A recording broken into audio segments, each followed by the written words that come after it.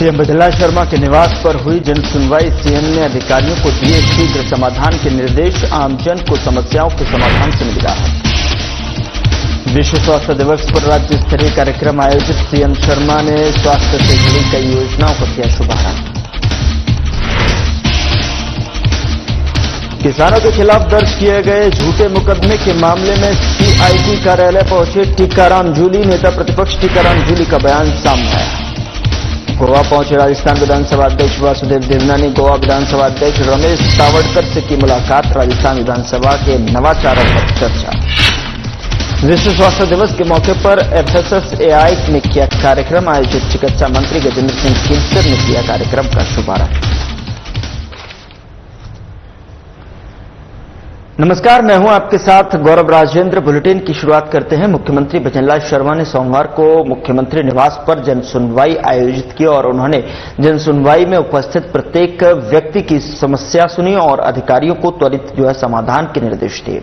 इस दौरान जयपुर विकास प्राधिकरण, नगर निगम, जन स्वास्थ्य, सार्वजनिक निर्माण एवं चिकित्सा विभाग से संबंधित समस्या सुनी गई और कई समस्याओं का मौके पर ही समाधान किया गया। मुख्यमंत्री ने अधिकारियों को निर्देश दिए कि वे जमीनी स्थिति का जायजा लेकर समस्याओं का शीघ्र समाधान करें। उन्होंने आर्थिक तंगी से जूझ रहे जितेंद्र के निःशुल्क इलाज और दिव्यांग स्ट्रीट वेंडर्स को उचित स्थान देने के लिए आदेश दिया। मुख्यमंत्री ने महिला, दिव्यांग, बुजुर्ग सहित सभी वर्गों की समस्याओं का संवेदनशीलता से समाधान करने के दिशा निर्देश दिए गए और इस दौरान धार्मिक और सामाजिक संगठनों के कार्यक्रमों के पोस्टर विमोचन किए गए।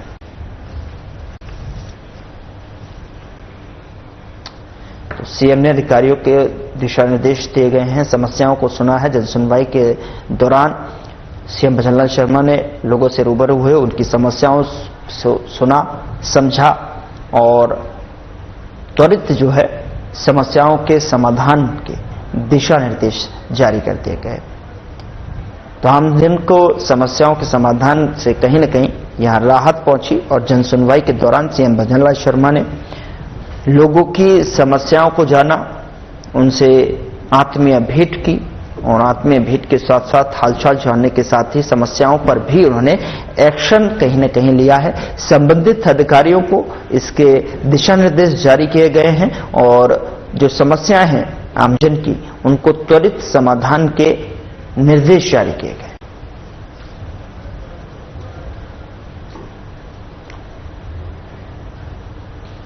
उधर सीएम भजनलाल शर्मा ने विश्व स्वास्थ्य दिवस के मौके पर राजस्थान इंटरनेशनल सेंटर में निरामय राजस्थान अभियान और स्वास्थ्य से जुड़ी कई योजनाओं का शुभारंभ किया। उन्होंने आपणो अग्रणी राजस्थान, आपणो स्वस्थ राजस्थान के संकल्प को साकार करने की प्रतिबद्धता के व्यक्त की है। सीएम ने कहा कि राज्य सरकार ने स्वास्थ्य सेवाओं में सकारात्मक सुधार किए हैं और आयुष्मान राजस्थान का सपना पूरा करने के लिए काम कर रहे हैं। इस अवसर पर टाइप 1 डायबिटीज देखभाल के लिए मिशन मधुहारी, मुख्यमंत्री आयुष्मान आदर्श ग्राम पंचायत योजना, 24 मोबाइल मेडिकल यूनिट, रामरथ और 10 एडवांस लाइफ सपोर्ट एम्बुलेंस का शुभारंभ किया गया। उन्होंने प्रधानमंत्री मोदी की स्वास्थ्य योजनाओं की सराहना करते हुए कहा कि भारतीय संस्कृति की एक स्वस्थ जीवन शैली को बढ़ावा देती है। सीएम ने प्रदेशवासियों के निरामय राजस्थान अभियान को जन अभियान बनाने की अपील की है।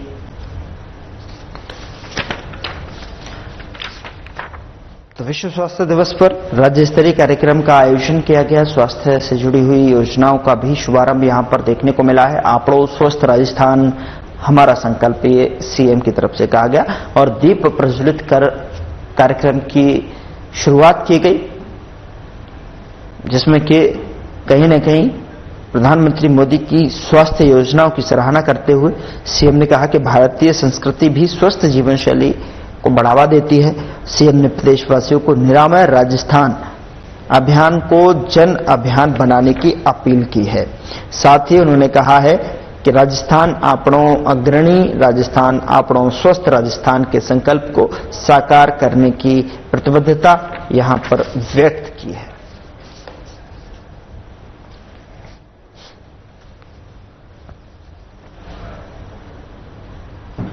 राजस्थान विधानसभा के नेता प्रतिपक्ष टीकाराम जूली ने बयान जारी कर कहा कि कांग्रेस के कार्यकर्ता निडर योद्धा हैं, वे बीजेपी से न डरें न झुकेंगे। नेता प्रतिपक्ष टीकाराम जूली ने किसानों के खिलाफ दर्ज किए गए झूठे मुकदमे के मामले में बयान दर्ज करवाने के लिए उदयपुर स्थित सीआईडी कार्यालय पहुंचे। उन्होंने कहा कि कांग्रेस हमेशा किसानों, मजदूरों, दलितों और शोषितों के अधिकारों की रक्षा के लिए लड़ेगी और बीजेपी की दमनकारी नीतियों के खिलाफ खड़ी रहेगी। जूली ने बीजेपी सरकार पर निशाना साधते हुए कहा कि कानून व्यवस्था में गड़बड़ी के कारण विपक्ष को झूठे मुकदमे दर्ज करवाए जा रहे हैं। उन्होंने सीएम से सवाल किया कि वे कब प्रदेश की कानून व्यवस्था सुधारेंगे और मंत्रिमंडल के नेताओं पर दर्ज मुकदमों की निष्पक्ष जांच कब करवाएंगे। जूली ने चेतावनी दी कि कांग्रेस सत्ता के दुरुपयोग को बर्दाश्त नहीं करेगी और जनता के हक के लिए संघर्ष जारी रखेगी।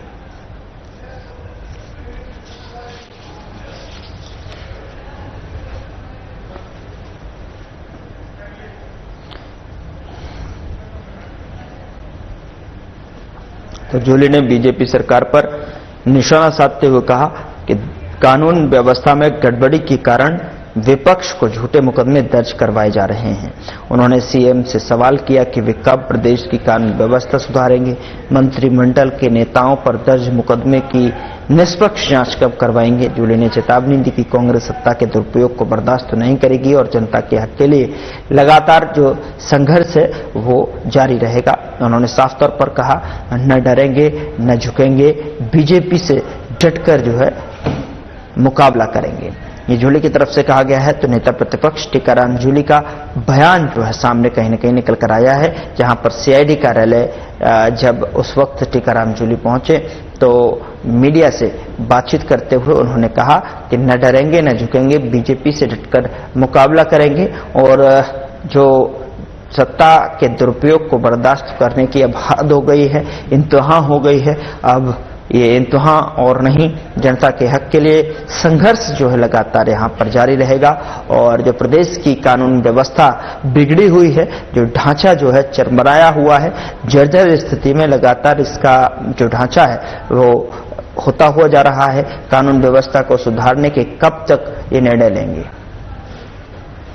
हो गया कि मैं विधानसभा के अंदर ही कह रहा था कि आप लोग हमें डराना चाहते हो, धमकाना चाहते हो, जनता की आवाज उठाने से हमें रोकना चाहते हो, तो प्रक्रिया सरकार ने शुरू कर दी। झूठा मुकदमा दर्ज करा। मेरे तो उस दिन हाथ के अंदर फ्रैक्चर था, मैं तो गया भी नहीं, मैं गया नहीं, उसके बावजूद मुकदमा दर्ज कर दिया। हमारे अध्यक्ष जी गए नहीं, मुकदमा दर्ज कर दिया। तो ये झूठे मुकदमे दर्ज करके इस प्रकार से हमें जो परेशान करना चाहते हैं, डराना चाहते हैं, धमकाना चाहते हैं, वो बात इनकी चलने वाली नहीं है। आज तो बयान के लिए बुलाया है, कल जेल जाने के लिए भी जरूरत पड़ी तो वहां भी जाने के लिए तैयार है। इसलिए मैं कहना चाहूंगा, ये जो सरकार जो चल रही है, ये सरकार नहीं, ये सर्कस है। जिस प्रकार का राजस्थान के अंदर अपराधी तो खुले घूम रहे हैं, रोजाना अवैध माइनिंग हो रही है, अवैध बजरी निकाली जा रही है, रोजाना चोरी, डकैती, बलात्कार, हत्या ये हो रहे हैं, उन पे तो कार्रवाई नहीं, उनको तो पकड़ नहीं रहे हो। और जो आम आदमी बेचारा कोई स्कूटर लेके निकल गया, मोटरसाइकिल लेके निकल गया, उसका चालान बना रहे हो। इतने बड़े बड़े आरोपी राजस्थान के अंदर घूम रहे हैं, उस पर कार्रवाई नहीं कर रहे हो। टीकाराम जूली, गोविंद डोटासरा बैरिकेडिंग तोड़ दी। कहां तोड़ दी भाई? कोई एक वीडियो तो दिखा दो। पूरे आपने तो पूरे जितना भी प्रकरण है, जितनी भी कार्रवाई हुई, मीटिंग हुई, पूरे की वीडियो बनाई है ना, जारी करो ना, हम खुद जाके जेल के अंदर बैठ जाएंगे। पर ये झूठी और तानाशाही पूर्वक जो कार्रवाई कर रहे हैं, ये गलत है। प्रदेश की जनता सब देख रही है। समय आता है, जाता है, सदा एक सा नहीं रहता। बाबा साहब ने जो संविधान के अंदर हमें ताकत दी है, वो ताकत हर एक व्यक्ति के लिए समान है। आज जिस प्रकार से ये लोग तांडव कर रहे हैं ना सत्ता के अंदर बैठ के, समय आने पर राजस्थान की जनता इनसे पूरा हिसाब लेगी। उधर राजस्थान विधानसभा अध्यक्ष वासुदेव देवनानी सोमवार को गोवा पहुंचे और वहां पर गोवा विधानसभा अध्यक्ष रमेश तावड़कर से मुलाकात की और आपको बता दें कि तावड़कर ने उनका स्वागत करते हुए उन्हें दुपट्टा पहनाकर और बुके और स्मृति चिन्ह भेंट किया। दोनों नेताओं ने विधानसभा सत्र और प्रक्रिया, कार्य संचालन और संसदीय परंपराओं पर चर्चा की और इसके बाद वासुदेव देवनानी ने गोवा विधानसभा भवन और सदन का अवलोकन किया, जहां गोवा के स्पीकर रमेश तावड़कर ने उन्हें जानकारी दी। और इस अवसर पर जो है वासुदेव देवनानी ने गोवा विधानसभा स्पीकर को राजस्थान विधानसभा में किए गए नवाचारों पर आधारित पुस्तक राजस्थान विधानसभा में नवाचारों का 1 वर्ष की प्रति जो है भेंट की। उन्होंने गोवा विधानसभा के स्पीकर को राजस्थान विधानसभा का कैलेंडर, डायरी, स्मृति चिन्ह भी प्रदान किए। और साथ ही देवनानी ने बताया कि राजस्थान विधानसभा में पेपरलेस सदन और डिजिटलीकरण जैसे कई नवाचार किए गए हैं।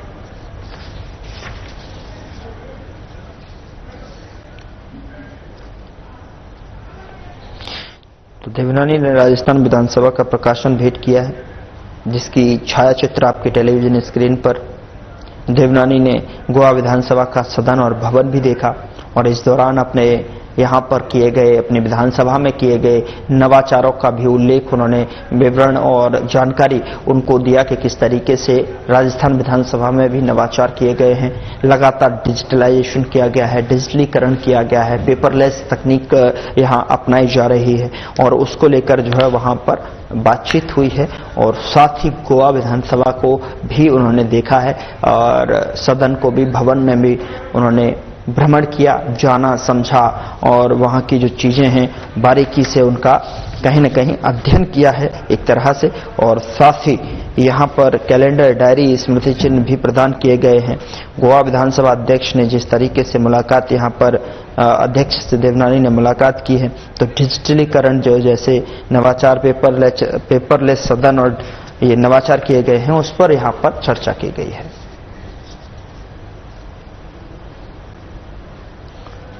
उधर विश्व स्वास्थ्य दिवस के अवसर पर राजस्थान इंटरनेशनल सेंटर में खाद्य सुरक्षा और औषधि नियंत्रण आयुक्तालय द्वारा 2500 स्ट्रीट और मोबाइल फूड वेंडर्स को फूड सेफ्टी ट्रेनिंग दी गई है। यह प्रशिक्षण FSSAI नई दिल्ली के अंतर्गत food safety training and certification के तहत जो है आयोजित किया गया है। चिकित्सा मंत्री गजेंद्र सिंह खीवसर और प्रमुख शासन सचिव चिकित्सा एवं स्वास्थ्य गायत्री राठौड़ ने कार्यक्रम का शुभारंभ किया और प्रशिक्षण में फूड वेंडर्स को भोजन बनाते समय स्वच्छता और फूड स्टोरेज, पेस्ट कंट्रोल और गुणवत्तापूर्ण खाद्य निर्माण के बारे में जानकारी दी गई। गायत्री राठौड़ ने बताया कि विभाग समय समय पर ऐसे प्रशिक्षण आयोजित करेगा ताकि आमजन को सुरक्षित और गुणवत्तापूर्ण भोजन मिल सके।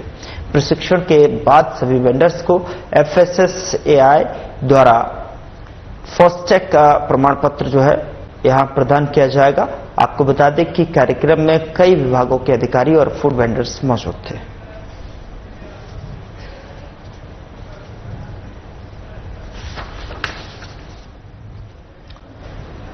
उधर ऊर्जा विभाग के राज्य मंत्री स्वतंत्र प्रभार हीरालाल नागर ने सोमवार को हनुमानगढ़ का दौरा किया। उन्होंने श्री गंगानगर हनुमानगढ़ सर्किट हाउस पहुंचकर कलेक्ट्रेट सभागार में ऊर्जा विभाग की योजनाओं की समीक्षा की है। बैठक में PM सूर्यघर मुफ्त बिजली योजना, लोड एक्सटेंशन और कृषि कनेक्शन सहित कई योजनाओं के क्रियान्वयन को लेकर अधिकारियों को दिशा निर्देश दिए गए। नागर ने कहा कि गर्मी के मौसम में निर्बाध बिजली आपूर्ति सुनिश्चित करने के लिए सभी अभियंताओं को आवश्यक मरम्मत और कार्यों की तैयारी शुरू कर देनी चाहिए। उन्होंने बताया कि राजस्थान और राज्य सरकार ने कैचिया में 400 kV GSS निर्माण की और स्वीकृति दे दी है, जो कि क्षेत्र के नागरिकों को उच्च गुणवत्ता की बिजली आपूर्ति सुनिश्चित करेगा। बता दें कि मंत्री ने वेंडरों को समय पर कार्य न करने पर पेनल्टी लगाने और कार्रवाई करने के निर्देश दिए। तो वहीं समीक्षा के बाद में मंत्री नागर सूरतगढ़ थर्मल गेस्ट हाउस के लिए रवाना हो गए।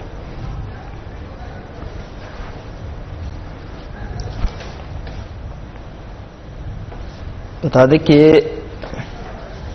राज्य मंत्री हीरालाल नागर ने ये बैठक की है और 400 kV GSS निर्माण की स्वीकृति भी दी है। नागरिकों को उच्च गुणवत्ता की बिजली आपूर्ति सुनिश्चित करेगा। जो ये 400 kV GSS है उसके निर्माण के लिए जो स्वीकृति दी गई है इस बैठक में, कहीं न कहीं PM सूर्यघर मुफ्त बिजली योजना, लोड एक्सटेंशन, कृषि कनेक्शन, कई योजनाओं के क्रियान्वयन को लेकर अधिकारियों को दिशा निर्देश इस बैठक में किए गए।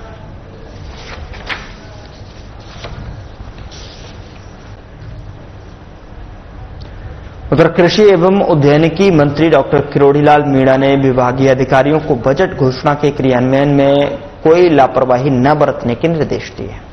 उन्होंने कहा है कि घोषणाओं को तय समय अवधि में पूरा किया जाए और भ्रष्टाचार के खिलाफ जीरो टॉलरेंस अपनाई जाए। डॉक्टर मीणा ने पंत कृषि भवन में विभागीय अधिकारियों के साथ में समीक्षा बैठक के दौरान प्रधानमंत्री फसल बीमा योजना, सॉइल हेल्थ कार्ड योजना और मधुमक्खी पालन बॉक्सेस के अनुदान पर चर्चा की है।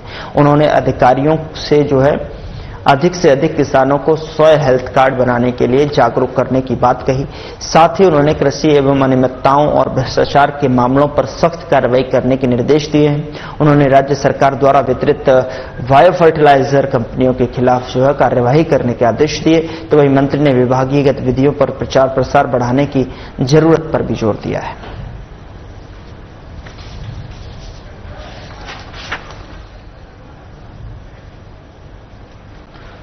उधर कांग्रेस महिला कमेटी की प्रदेश महामंत्री डॉक्टर श्रद्धा आर्य ने आज बीजेपी की सदस्यता ग्रहण की है। बीजेपी प्रदेश अध्यक्ष मदन राठौड़ ने प्रदेश कार्यालय में डॉक्टर आर्य और उनकी टीम को पार्टी का दुपट्टा पहनाकर बीजेपी में स्वागत किया है। और आपको बता दें कि इस अवसर पर बीजेपी प्रदेश मंत्री पिंकेश पोरवाल ने बताया कि डॉक्टर आर्य के साथ में कई अन्य नेता भी बीजेपी परिवार में शामिल हुए हैं, जिनमें मानसरोवर वार्ड सोसाइटी अध्यक्ष YD शर्मा, तुषार शर्मा, भूपेंद्र टिक्कीवाल, अनुगुप्ता, राहुल पटेल के साथ साथ विजेंद्र कुमार, धर्मवीर और नवीन केडिया शामिल हैं।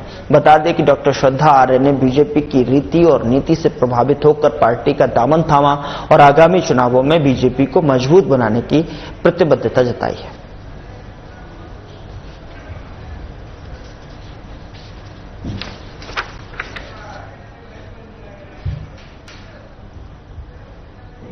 खबर भरतपुर से है, जहां पर RBM हॉस्पिटल के बाहर मुख्य सड़क पर स्थित चाय नाश्ते की दुकानों में देर रात करीब 1:30 पर अज्ञात कारणों के चलते भीषण आग लग गई और आग लगने से हड़कंप मच गया। दरअसल आपको बता दें कि एक के बाद एक आग लगने से करीब आधा दर्जन दुकानें जलकर राख हो गई। प्रत्यक्षदर्शियों के अनुसार आग लगने से दुकानों में रखे करीब 2 से 3 सिलेंडर फटने से जोरदार धमाकों से इलाका दहल उठा। इसके अलावा आग की चपेटें और चपेट में कई जो दुकानों में कुछ लोग सो भी रहे थे, जिनको तुरंत उठाकर बाहर निकाल लिया गया, नहीं तो एक बड़ी जनहानि हो सकती थी। सूचना पर भरतपुर पुलिस और दमकल विभाग पहुंचा, और लेकिन तब तक आग ने विकराल रूप लेकर एक के बाद एक दुकान को अपनी चपेट में ले लिया था। गौरतलब है कि कुछ दिनों पहले ही इन सभी चाय नाश्ते की दुकानों पर अतिक्रमण की कार्रवाई भी हुई थी और इस आगजनी में कई दुकानदारों को कई लाखों रुपए का नुकसान हुआ है। तो तस्वीर टेलीविजन स्क्रीन पर आप देख पा रहे हैं, चाय नाश्तों की दुकान पर ये जो भीषण आग है, एक के बाद एक निकलती हुई लपटों ने दुकान को अपनी जद में ले लिया और यहां पर देखते ही देखते भीषण आग के गुब्बार उठने लगे और चंद मिनटों में ही यहां पर कई सारी दुकानें आग की चपेट में आने से जलकर खाक हो गई।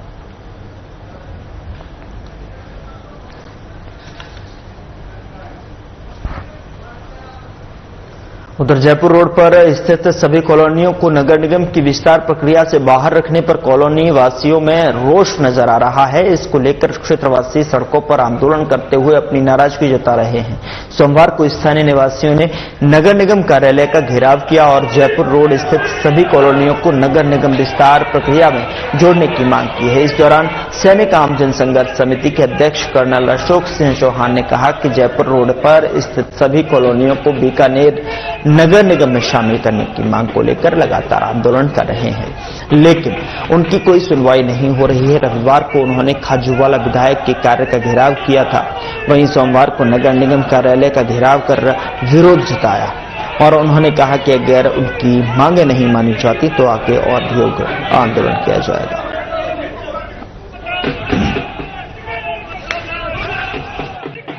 जानते हैं कि नगर निगम सीमा विस्तार अभी जल्दी में किया गया है, जिसका नोटिफिकेशन 28 मार्च को जारी कर दिया सरकार द्वारा, लेकिन हमारा जयपुर रोड स्थित 52 कॉलोनियों का एक मसौदा हमने बहुत दिनों से लगा रखा था, जिसकी मांग हमारे 2016 से चल रही थी। 2019 में हमने उसको प्रस्तावित करा के सर्वसम्मति से और स्वास्थ्य शासन विभाग को भिजवा दिया था, लेकिन अब जब नगर निगम का विस्तार करने के बाद में हमें सूचना मिली है कि जयपुर रोड स्थित सभी कॉलोनियों को छोड़ दिया गया है जिसके पीछे राजनीतिक कारण बताए जा रहे हैं। तो हमारी नगर निगम से ये और प्रशासन से ये मांग है कि इनका जल्दी से जल्दी इसका सीमा वृद्धि की जाए और इन कॉलोनियों को नगर निगम में शामिल किया जाए।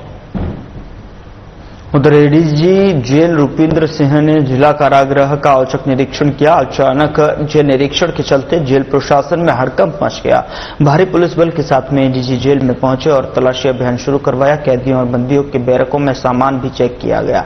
जेल के एक एक कोने की तलाशी ली गई। करीब 1 घंटे तक ये तलाशी अभियान चला। हालांकि तलाशी में कोई भी ऐसी अप्रिय वस्तु नहीं मिली। एडीजी जेल रूपिंद्र सिंह ने मीडिया से बात करते हुए कहा कि अगर जेल में बंदी या स्टाफ कोई भी किसी भी तरह की आपराधिक गतिविधियों को करता हुआ या फिर पाया गया तो उसे बख्शा नहीं जाएगा। टोंकशील की उन्होंने सराहना की है और कहा कि यहाँ का वातावरण अच्छा है, यहाँ बंदी अनुशासन में रहते हैं और एडीजी के साथ जेल में टोंक एसपी विकास सागवान और additional SP Brajendra Bhati, additional SP Geeta Chaudhary सहित भारी पुलिस बल जाब्ता मौजूद रहा।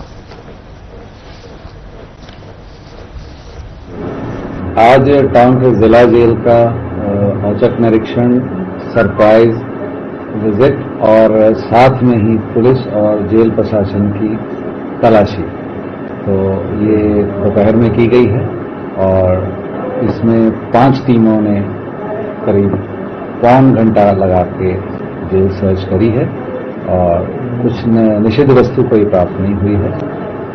इससे हम जो बंदियों में, स्टाफ में, सब में ये मैसेज देना चाहते हैं कि किसी वक्त भी तलाशी हो सकती है। जरूरी नहीं है कि तलाशी सुबह और शाम को ही होती है, कभी भी हो सकती है। और रूटीन में भी जेल प्रशासन कई बार अपने स्तर से और बहुत बार जिला प्रशासन से मिलके वो तलाशी करते हैं। बार बार तलाशी करने का औचित्य यही है कि सरप्राइज रख के जब हम चेक करेंगे तो अगर कोई निषिद्ध वस्तु सर्कुलेशन में है तो वो मिलेगी। जयपुर सेंट्रल जेल से फ्लैट कोर्स गए थे, उसके बाद अब किस तरीके से फर्दर एक्शन लिए जाएंगे जेलों के लिए? क्या कोई गाइडलाइंस जारी की जाएगी इसको लेकर विशेष? ऑलरेडी गाइडलाइंस हैं, उसके पालन करना, सख्ती से पालन करने की जरूरत है। कोई नई गाइडलाइन की जरूरत भी नहीं है। कानून बड़ा क्लियर है, जेल नियम क्लियर है और अगर कोई आपराधिक गतिविधि करता है तो उसके लिए फिर FIR है और पुलिस इन्वेस्टिगेशन है। तो ये बात जरूर हम रिपीट कर रहे हैं सभी स्टाफ को, सभी बंदियों को, क्योंकि एक जेल के अंदर जो बंदी रह रहे होते हैं उस एक शहर के नागरिकों की तरह हम उनको रखते हैं। लेकिन अगर वो कानून का पालन नहीं करते हैं या उसमें कोताही करते हैं तो फिर उनको पहले तो जेल दंड मिलता है या अगर वो कोई आपराधिक कृत्य जेल के अंदर कर देते हैं तो फिर मुकदमा होता है। उधर संभाग के सबसे बड़े पीबीएम अस्पताल में लगातार बढ़ रही चोरी की घटनाओं को रोकने और पीबीएम अस्पताल की अव्यवस्थाओं को लेकर मीडिया में आ रहे मुद्दों पर गौर करने सहित 11 सूत्रीय मांगों को लेकर पीबीएम नर्सिंग एसोसिएशन के अध्यक्ष रविंद्र सिंह की अगुवाई में एक शिष्टमंडल ने अधीक्षक डॉक्टर सुरेंद्र वर्मा को ज्ञापन सौंपा है। ज्ञापन में अवगत कराया गया कि अस्पताल की और व्यवस्थाएं निरंतर मीडिया की सुर्खियां बनती जा रही हैं, जिसका त्वरित निस्तारण किया जाए। साथ ही साथ अस्पताल में खाली पड़े पदों की भर्ती, बेड संख्या बढ़ाने, उपकरणों की उपलब्धता की व्यवस्था करने की भी मांग की गई है।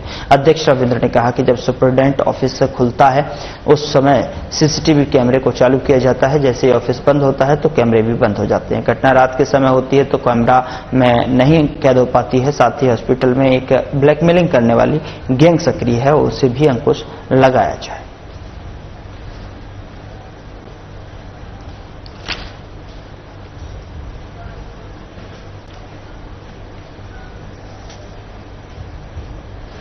तो लगातार शिष्टमंडल अधीक्षक सुरेंद्र वर्मा को यहां पर ज्ञापन सौंपा गया है। तमाम मांगों को लेकर उन्होंने साफ तौर पर कहा है कि हॉस्पिटल में, पीबीएम अस्पताल में लगातार एक ब्लैकमेलिंग गैंग भी जो है सक्रिय है, उस पर भी अंकुश लगाया जाए। साथ ही जो अव्यवस्था है, अनियमितता है, उसको ठीक किया जाए।